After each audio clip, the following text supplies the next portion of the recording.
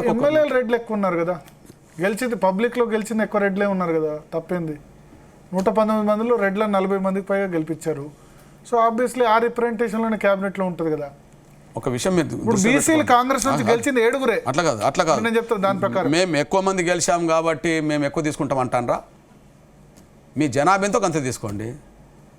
జనాభా ప్రకారం అసెంబ్లీలో రిప్రజెంటేషన్ రాలే కదా. నేను ఒక మాట చెప్పాను, 7గురు బీసీలు మాత్రమే ఉన్నారు. నేను ఒక మాట చెప్పాను, కాంగ్రెస్ లో గెలిచిన బీసీలు 7గురు మాత్రమే. వాళ్ళు ఎట్లా ఒక విషయం చెప్పాను, బీసీలకు టికెట్లు ఇస్తే బీసీలు కూడా ఎక్కువ మంది గెలిచేవాళ్ళు కదా. అన్ని రాజకీయ పార్టీలు అట్లా. అవునబ్బా, టీఆర్ఎస్ ఓకే రెడ్లకే ఎక్కువ ప్రాతినిధ్యం ఇచ్చింది. ఎందుకంటే వెలమలు ఎక్కువ మంది అన్ని చోట్ల ఉండరు కాబట్టి రెండో వర్గమైన రెడ్లను దగ్గర పెట్టుకుంటే అధికారం అవుతుందని వాళ్ళు రెడ్లకి ఎక్కువ టికెట్ ఇచ్చారు. కాంగ్రెస్ అంటేనే రెడ్డి అనే విషయం అందరికి తెలుసు, రెడ్ల తర్వాతనే మిగతా విషయాలు కదా. టిక్కెట్లు ఎక్కువ ఇచ్చుకున్నప్పుడు నా బీసీలకు తక్కువ వచ్చినాయి కదా. మీరు సపోర్ట్ చేసిన బీజేపీ కూడా బీసీ ముఖ్యమంత్రి అన్నారు, మళ్ళీ బీజేపీ లీడర్ రెడ్డిని చేశారు. నేనేమంటే బీజేపీ లీడర్ రెడ్డి చేసిండు, ఎవరు చేసిండు కాదు.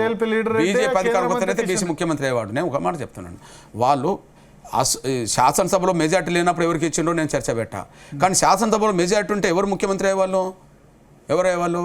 అక్కడ ఒడిశాలో ఒక ఆదివాసీని బిడ్డను తీసుకొచ్చి పట్నాయక్ స్థానంలో ఒక వెలమ రెడ్ల స్థానంలో ఉండబడే పట్నాయక్ స్థానంలో ఒక ఆదివాసీ బిడ్డను తీసుకొచ్చి పెట్టారు.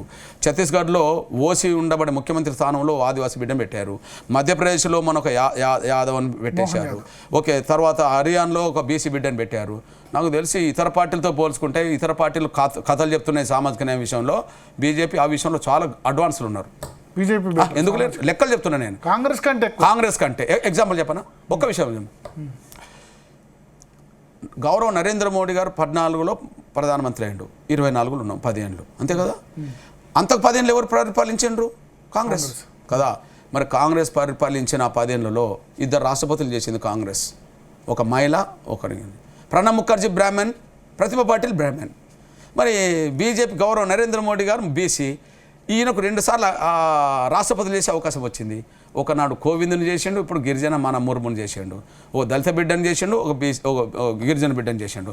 సామాజిక న్యాయం అంటే ఎవరు కట్టుబడినారో చెప్పండి. ఇప్పుడు మీరు చెప్పండి, ఇప్పుడు 10 ఏళ్ళు అటు 10 ఏళ్ళు కులగన్న ఎందుకు చేయట్లేదు? మీరు అంత సపోర్ట్ చేస్తున్న మోడీ కులగన్న ఎందుకు చేయట్లేదు? రాహుల్ గాంధీ కులగన్న అంటారు, 50% రిజర్వేషన్లు క్యాప్ ఎత్తేస్తా అని చెప్తున్నారు. జరిగిన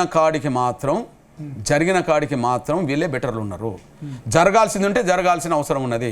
నేనంటాను కులగణన గురించి ఇప్పుడు పట్టేవాళ్ళు కులగణన యూపీఏ గవర్నమెంట్ ఉన్నప్పుడు వీళ్ళు చేయవచ్చు కదా. వీళ్ళని ఎవరు అడ్డం పడ్డారు?